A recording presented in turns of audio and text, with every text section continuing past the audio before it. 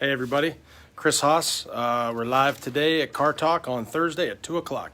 Today we're actually have Shaun Petersen on today. We're waiting for him to join our live, and he's gonna have a bunch to talk about, and you can feel free to ask him questions or message me some questions later on. We can get them answered. How's everybody doing today? Definitely can't beat the weather. It's a hot one out there for sure. Shaun should be coming on here shortly. How was everybody's Easter? Oh, there he goes.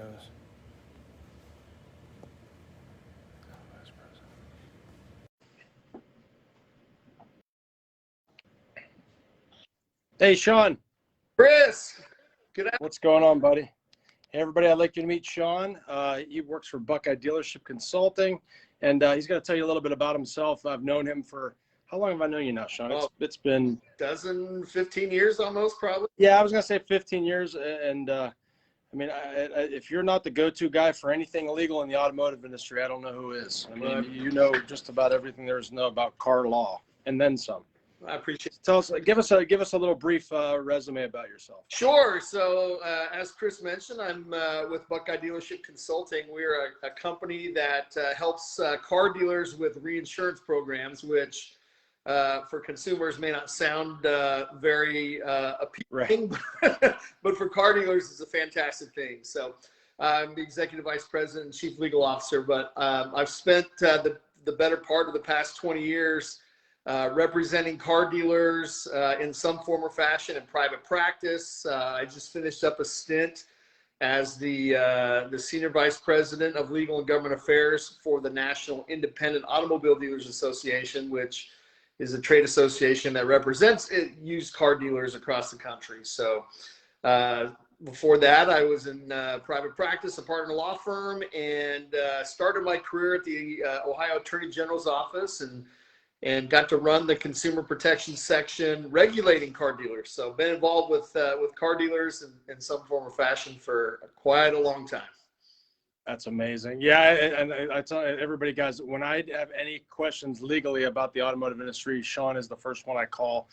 So I brought him on today. We're going to talk a little bit about warranties, extended service contracts, the difference between, and then I think Shaun was going to talk a little bit about, paperwork when you're taking delivery of your vehicle. And if you guys have any questions, like I said, feel free to message me. I can ask Shaun and get you answers back pretty quick. Once again, guys, this Car Talk on Thursday is more for you guys than it is for us.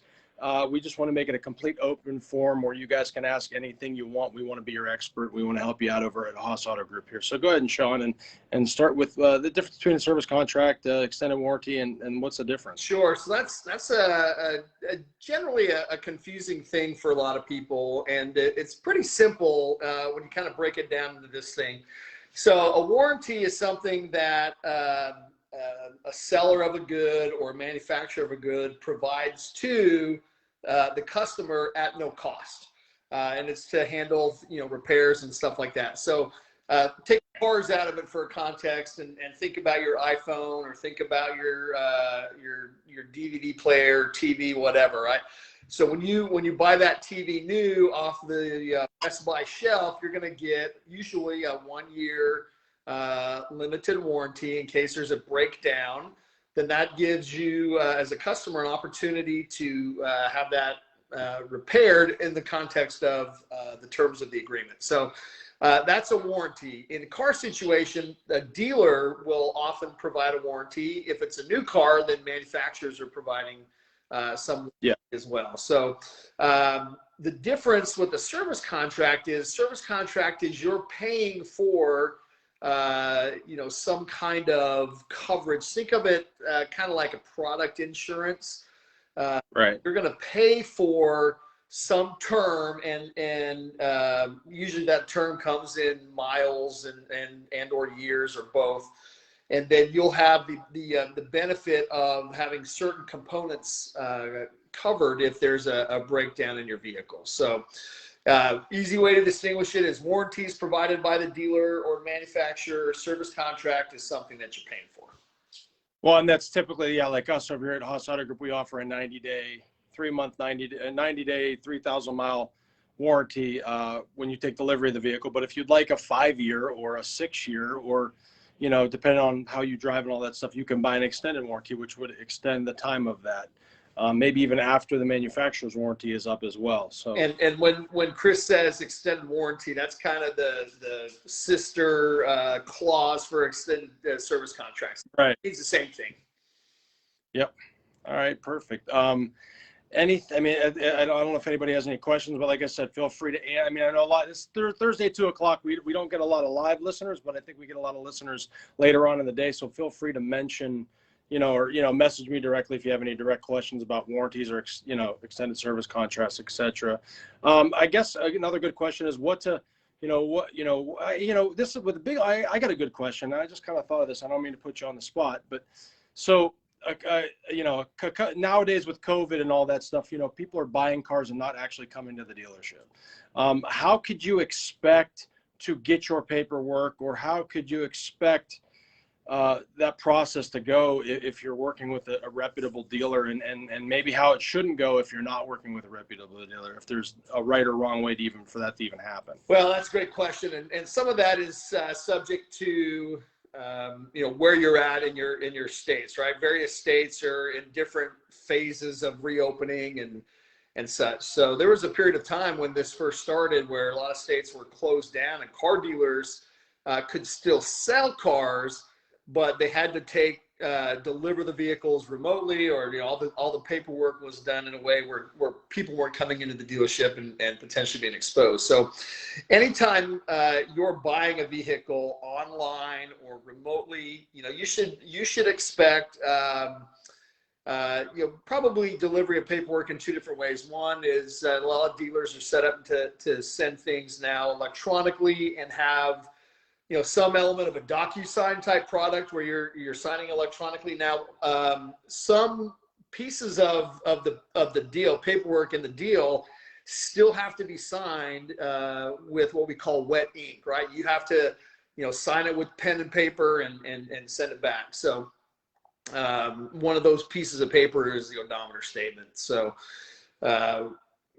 don't be surprised even if you're buying something online and hoping to do as much of the deal out of the dealership as you can, that you still have some paperwork that you have to ink and send back. That's not. They'll typically overnight it to you and stuff like that. Now, let me ask you a question. Do I text them a picture of my driver's license from my cell phone? Well, you know, the one thing that I'll tell you is, you know, dealers have an obligation to keep things safe. We call that, you know, there's a rule called the safeguards rule, where you're obligated as a dealer to, and for your customers, you know, you can take assurance that your dealership you're doing business with is required to safeguard your information, protect it, keep it from, you know, being subject to any kind of hacking or just, you know, inadvertent disclosure, that sort of stuff.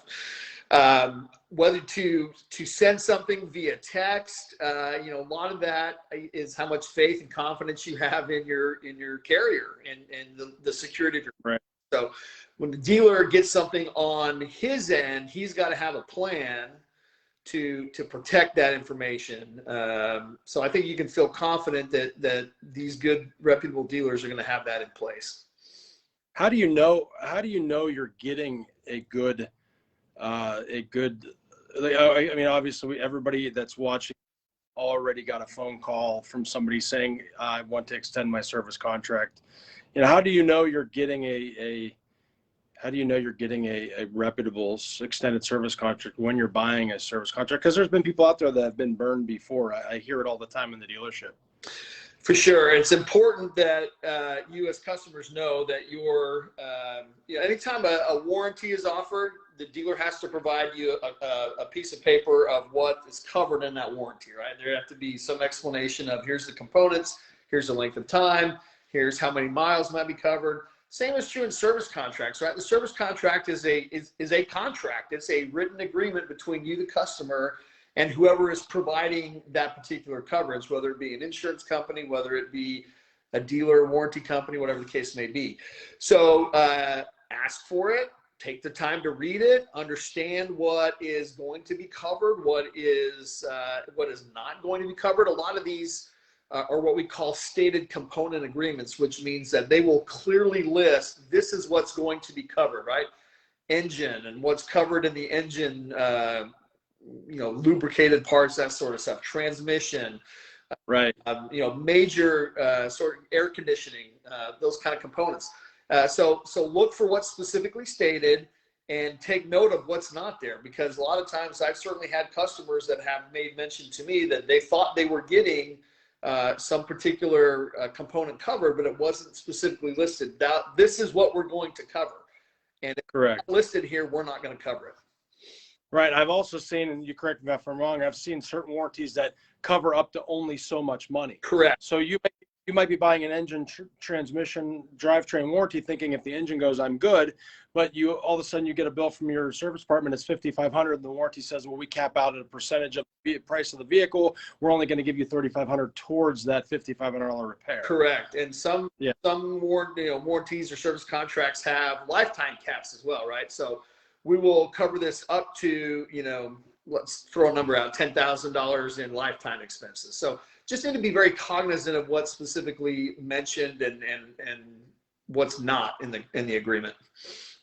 Right. No. Yeah. Listen, I appreciate you coming on today. This is gonna be end of car talk for today, because me and Shaun could probably talk for about an hour, but we're gonna try to break this up and come up with different topics every time we talk, because I think there's a million different ways we could branch off, and by all means, if anybody has any questions, like I said, you can ask me any question, private message me. We're here for information. If you're in the middle of the car buying process, if you're not buying it from us, we're just here to help you. Maybe you're not getting enough for your trade, or maybe you don't feel good about the warranty, or don't feel good about the sales process. Something doesn't seem right. This is here for you guys. We want to be the professionals for you, kind of like a nice onboard weekly thing that you can watch. That's about 10 minutes long. That that doesn't take up your whole day. And like I said, feel free to answer any questions that you may have about the auto industry. But Shaun, thank you for coming on today, and we will see you again on our show here for sure, because like I said, we could talk for hours. Sounds great. Thanks for having me, Chris. I appreciate you coming on. Thank you very much. Have a good one. Thanks, guys, for checking in. We'll see you next Thursday at 2 o'clock.